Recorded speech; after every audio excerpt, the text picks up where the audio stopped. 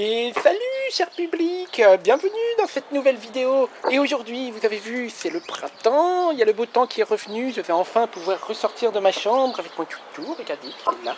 Et on va pouvoir se relancer dans les promenades et les trucs comme ça, mais surtout, on va pouvoir reparler d'ours, parce que c'est un petit peu la fin du printemps. Et qui dit fin de printemps, dit fin d'hibernation.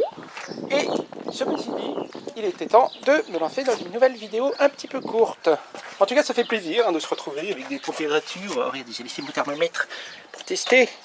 Nous sommes le 24 février et il fait, bon, normal, 34 degrés. Normal saisonnière, tout ça. Voilà. Bon, on arrête avec les conneries, on repasse en mode montage, hein, ça me permettra d'éviter les grossières erreurs que je fais en direct. Ouais, bon. Donc, grâce à ces 34 degrés, température prise en plein soleil, hein, bien évidemment, je déborde d'énergie et je vais enfin pouvoir vous partager les quelques vidéos que j'avais en stock et qui avaient besoin d'un petit peu de contexte. Donc il fallait que j'écrive une intro, que j'explique le contexte, etc., etc. Bon. Allez, c'est parti pour l'intro. Alors, vous le savez peut-être déjà, mais j'ai récemment partagé 4 vidéos filmées en compagnie de nos 2 ours préférés, que sont Valentin et Lucien. Si vous ne les avez pas vus, évidemment je vous les recommande.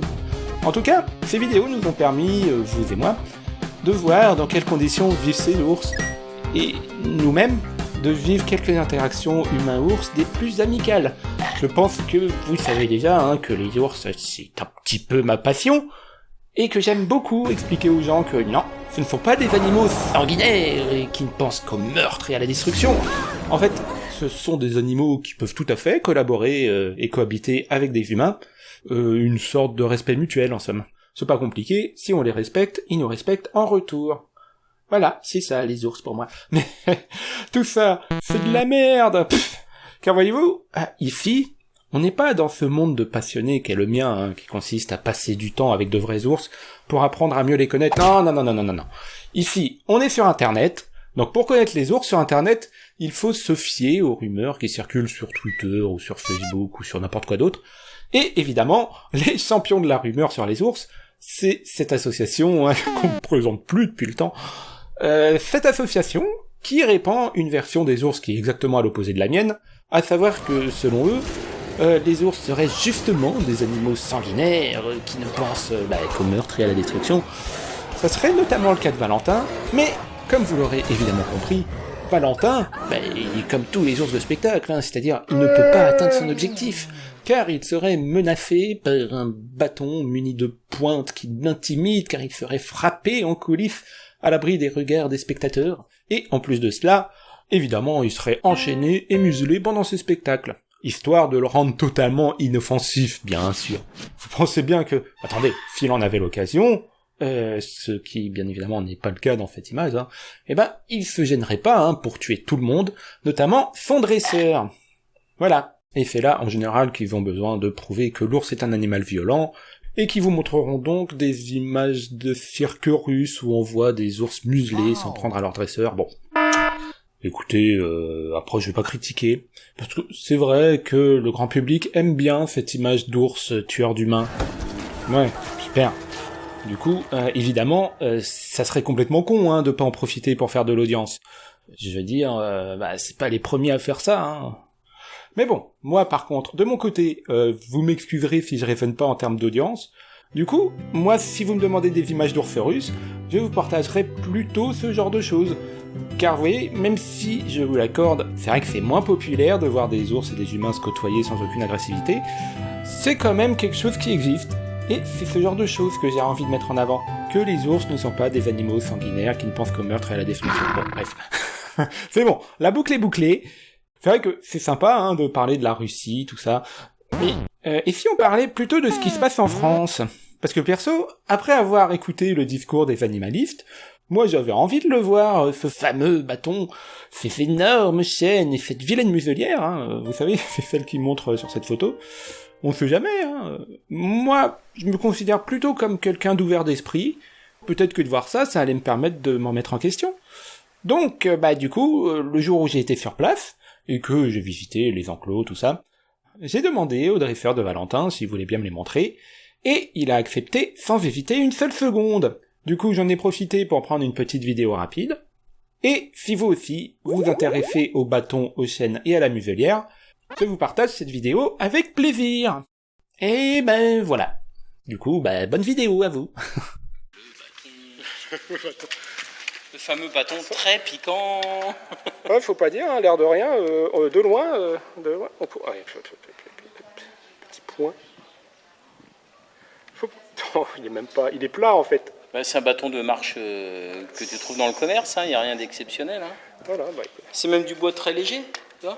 C'est des bâtons de marche pour les gamins, tu vois. C'est même pas... ça, si t'en mets un coup, tu le casses en deux, quoi. Bah, complètement. Le truc, il est creux. Ça sonne creux. Ouais.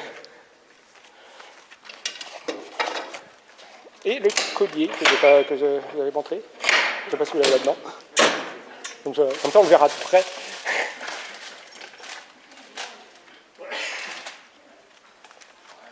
Il est moins épais que celui de mon chien.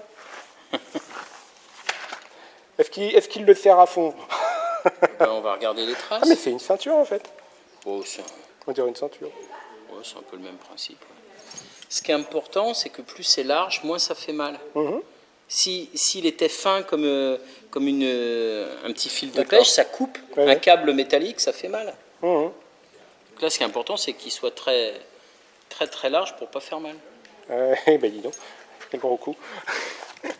Et voilà. Alors ça vous a pas trop choqué? C'est bon? Attendez, on a quand même vu un bâton, hein. Non mais c'est pas rien quand même.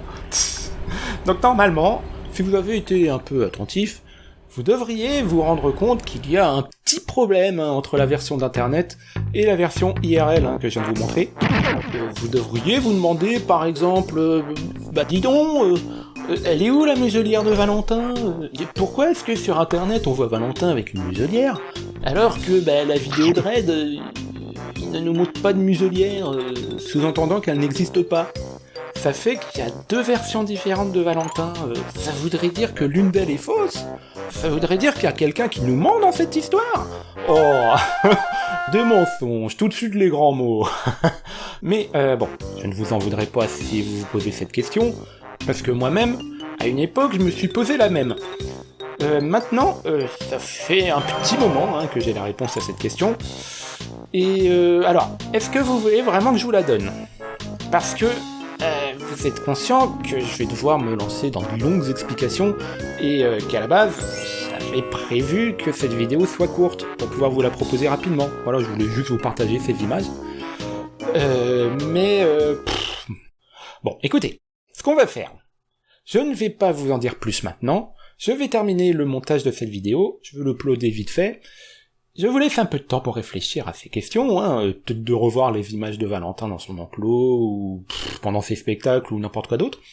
Et pendant ce temps, je vais vous préparer une deuxième partie à cette vidéo. Je vous parlerai de la muselière de Valentin, de son bâton, de ses chaînes, et de ce genre de photos, évidemment. Et franchement, les photos, il y en a tout un stock. Je pense que... Alors, en fonction du temps que j'aurai, j'en expliquerai quelques-unes. Et je vous expliquerai peut-être comment on fait pour prendre ce genre d'image triste. Je sais pas, peut-être que je vous ferai un petit tuto, ça pourrait être amusant. En tout cas, on en a fini avec cette vidéo. Sur quoi je vais bien pouvoir vous laisser? J'aimerais bien vous laisser avec quelques images de Valentin, parce qu'on l'a pas vu aujourd'hui. Mais j'ai pas trop d'idées.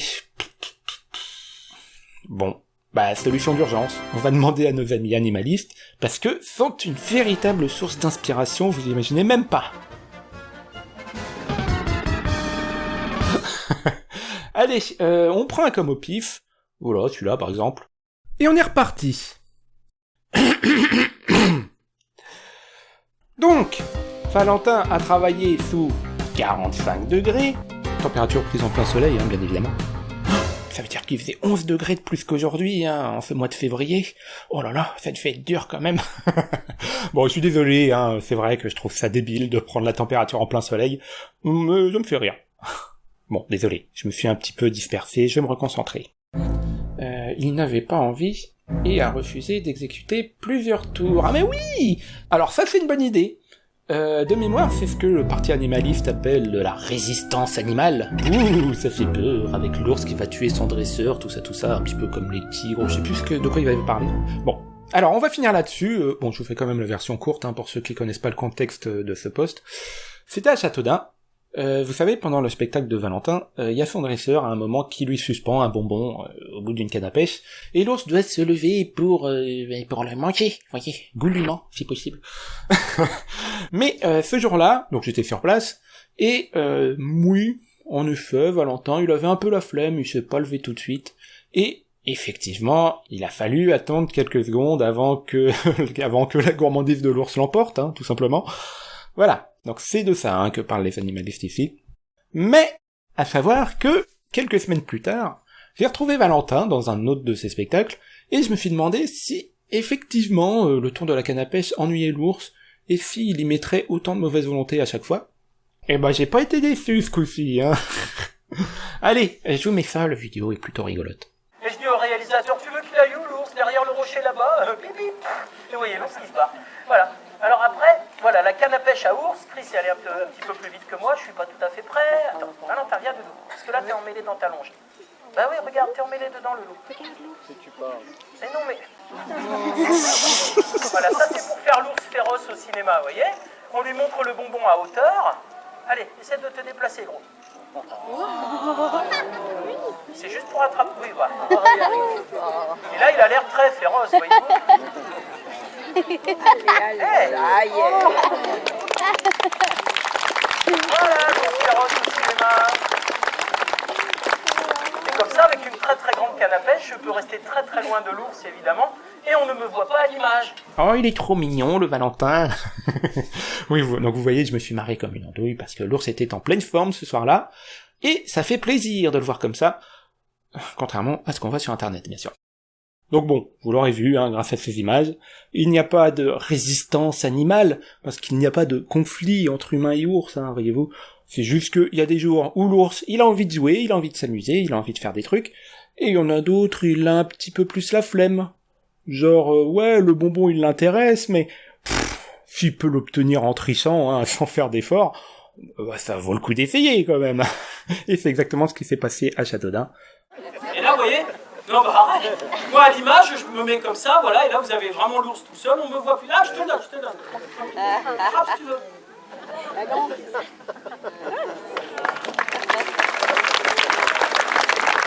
Après, bon, il y a aussi les fois où l'ours n'a pas du tout envie de bosser et où il n'y a même pas de spectacle. Bah bon, ça c'est encore autre chose. En tout cas, vous pouvez être contre les spectacles de Valentin, si ça vous intéresse pas.